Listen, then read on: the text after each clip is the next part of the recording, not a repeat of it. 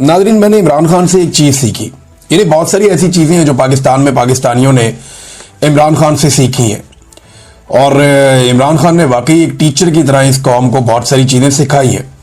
हार जीत का मामला हो, डट जाने का मामला हो, बहुत सारी चीज़ें जो इंसान के करैक्टर में होती हैं, उसने लोगों को लड़ना सिखाया, मुकाबला करना सिखाया। पाकिस्तान में बेशुमार लोगों ने पाकिस्तानियों को यह बात समझाई कि पाकिस्तान की मिलिट्री एस्टेब्लिशमेंट पाकिस्तान के लिए एक मुसीबत है, एक प्रॉब्लम है, और इनकी पॉलिसीज का पाकिस्तान को लगातार नुकसान हो रहा है। समझ ही नहीं आई कभी कौम को। लेकिन जब यह बात इमरान खान ने समझाई तो आज कौम का बच्चा बच्चा ये बात जानता है। एक कंट्रीब्यूशन तो है इमरान खान का बहुत बड़ा।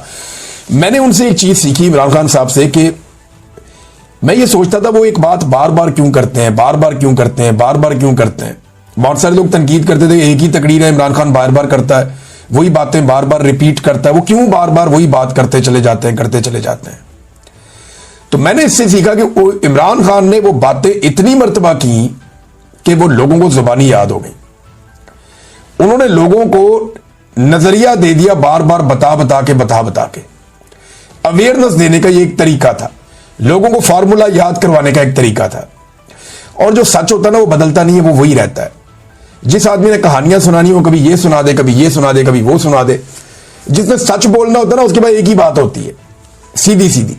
तो इमरान खान वही बात अपनी करता था और आज कौम को वो बात याद है। नाज़रीन, इमरान खान वो वाहिद आदमी है मौजूदा सियासतदानों में जिस पे जितनी सख्ती हो रही है वो उतना ही मजबूत होकर खड़ा हो जाता, उतना ही जोरदार जवाब देता है। और ये जवाब इमरान खान साहब जो हैं पाकिस्तान की मिलिट्री एस्टेब्लिशमेंट को देते हैं। अब जो इमरान साहब का जो रीसेंट एक ट्वीट है, उसको अगर आप पढ़े तो आपको आइडिया हो जाएगा कि ये तो ऐलान जंग है। ये तो इमरान खान साहब वो बातें कर रहे हैं जो नॉर्मली सियासतदान करने के बारे में सोचते भी नहीं है। पहले आप सुने इमरान खान ने कहा क्या, ये बहुत इंपॉर्टेंट है। इससे आपको आइडिया हो जाएगा कि इमरान खान के साथ हो क्या रहा है और इमरान खान साहब का अपना मूड क्या है। ये जितने लोग कहते हैं ना कि डील शील ये वो, हाँ ये जरूर है कि इमरान खान ये एस्टेब्लिशमेंट के साथ चाहते हैं कि बैठो बात करो, निकलो इसमें से, और ये जो आपका गंदा किरदार है इसको बंद करो। फिलहाल ये नजर आ रहा है। लेकिन इमरान खान साहब किसी से भी डील नहीं कर रहे फौज के साथ। डील करने वाला आदमी ऐसी जुबान इस्तेमाल नहीं करता। ये जो लोग कहते हैं ना कि फौज की इमरान खान साहब दोबारा जाके गोद में बैठना चाहते हैं, या जो लोग इस तरह की बातें करते हैं कि जनाब इमरान खान साहब ये चाहते हैं कि फौज उन्हें दोबारा से इक्तदार के अंदर ले आए और उन्हें वही वाली सहूलत मिल जाए जैसी उनको माजी में थी, तो ये नहीं है, ये बात ही नहीं है। उसकी वजह ये स्टेटमेंट है।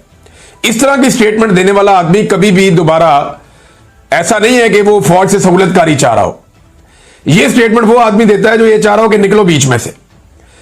यानी मेरा मुल्क है, मैं चला लूंगा भाई, हम मुल्क के मालिक हैं, तुम जबरदस्ती आके तुमने हर चीज पे कब्जा किया। तो ये इस तरह की सोच वाला आदमी ये बात कर सकता है। अब जरा ये देखें आप, पाकिस्तान में इस वक्त मार्शल लॉ नहीं, आसिम लॉ नाफिज है। ये डील करने वाला बंदा ये बात करता है। इमरान खान साहब के अपने ट्विटर हैंडल से ये लिखा गया है, मुल्क में आसिम मुनीर का कानून चल रहा है और आईएसआई उसे तहफ्फुज़ दे रही है। जो चीज आसिम मुनीर को ताकत देती है वो इस मुल्क का कानून बन जाता है। आसिम मुनीर अपनी ताकत के लिए मुल्क की हर चीज की कुर्बानी देगा। ये आर्मी चीफ फौज की बदनामी करवा रहा है जैसा कि याह्या खान ने किया था। कैटेगोरिकली इमरान खान साहब ने कह दिया कि जो मौजूदा पाकिस्तान का field marshal army chief Asim Munir साहब हैं, इमरान खान साहब ने क्लियर कर दिया कि ये एग्जैक्टली याह्या खान ने जैसे फौज की बदनामी करवाई थी वैसे ही ये वाला आर्मी चीफ भी फौज की बदनामी करवा रहा है। इस वक्त सेनेट, कौमी असेंबली, वजीर आजम, सदर सब गैर कानूनी है। एक जाली आईनी अदालत बनाकर हमारी नशिस्तें कम की गई हैं, जो तारीख में कभी नहीं हुआ कि एक जमात की नशिस्तें किसी और को दे दी जाएं। वो आईनी अदालतें जिनमें इंसाफ मिलना चाहिए था, आज वहां आसिम मुनीर ने अपने जाती नौकर बिठा रखे हैं। सिकंदर सुल्तान राजा ने तारीखी इलेक्शन फ्रॉड किया है और उसे तौसीह देकर इस धांधली को तहफ्फुज़ दिया गया। इस्लामाबाद हाई कोर्ट के जज 7 माह से मेरी अपीलें नहीं सुन रहा क्योंकि इसे भी हदायत आसिम मुनीर से मिल रही हैं।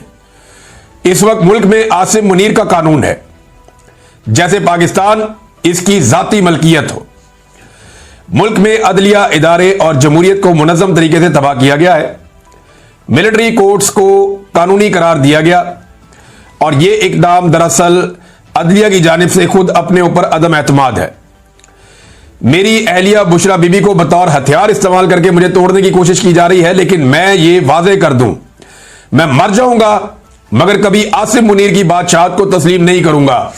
मामला आसिम मुनीर का और इमरान खान का है, जो इस ट्वीट से साबित हो रहा है। और ये मैं पहले भी कई दफा कह चुका हूं, हम ऑफ द रिकॉर्ड भी सहाफी आपस में बात करते हैं तो बात ये करते हैं कि एक आसिम मुनीर है, एक इमरान खान है, एक पाकिस्तान का सबसे बड़ा लीडर है और एक पाकिस्तान के सबसे ताकतवर ओहदे पे बैठा हुआ शख्स है। तो लड़ाई इनके बीच में चल रही है। ये बाकी सारे तो भेड़ बकरियां हैं बीच में, ये बाकी सारे तो लटरम पटरम है। ना नवाज शरीफ कुछ बेचता है, ना आसिम जरदारी के पल्ले कख है। शहबाज शरीफ तो वैसे ही इमरान खान ने का अर्द लिया है। मरियम नवाज ना 3 में ना 13 में, बिलावल बेचारा कहीं गिनती भी नहीं आता। तो ये सारे फारिग हैं। लड़ाई असल में आसिम मुनीर और इमरान खान की है। ये इमरान खान साहब ने आज इस ट्वीट के अंदर इसको क्लियर कर दिया। उन्होंने कहा जी कि मर जाऊंगा मगर कभी आसिम मुनीर की बादशाहत को तस्लीम नहीं करूंगा। ये एक कब्जा ग्रुप है जिसने मुल्क पर जबरदस्ती कब्जा कर रखा है। इस वक्त पाकिस्तान में डाकू डफर अलायंस मुकम्मल तौर पर काबिज हैं। 26वीं तरमीम से जजों की खुद मुख्तारी मुकम्मल तौर पर खत्म कर दी गई है। जजेस के अहकामात की कोई औकात नहीं रह गई। एक पुलिस वाला भी जज के अहकामात को हवा में उड़ा देता है। आज दौरान कार्रवाई जज साहब ने बाहर गेट पर मुंतजिर मेरी फैमिली को अंदर बुलाने का हुक्म दिया और बारहा कार्रवाई रुकवाई भी, मगर मेरी फैमिली को अंदर नहीं लाया गया। इसका मतलब है कि पुलिस एहलकार के सामने जज के अहकामात की कोई वक़्त नहीं है। हमारा इंसाफ का निज़ाम मुकम्मल तौर पर दफन हो चुका है।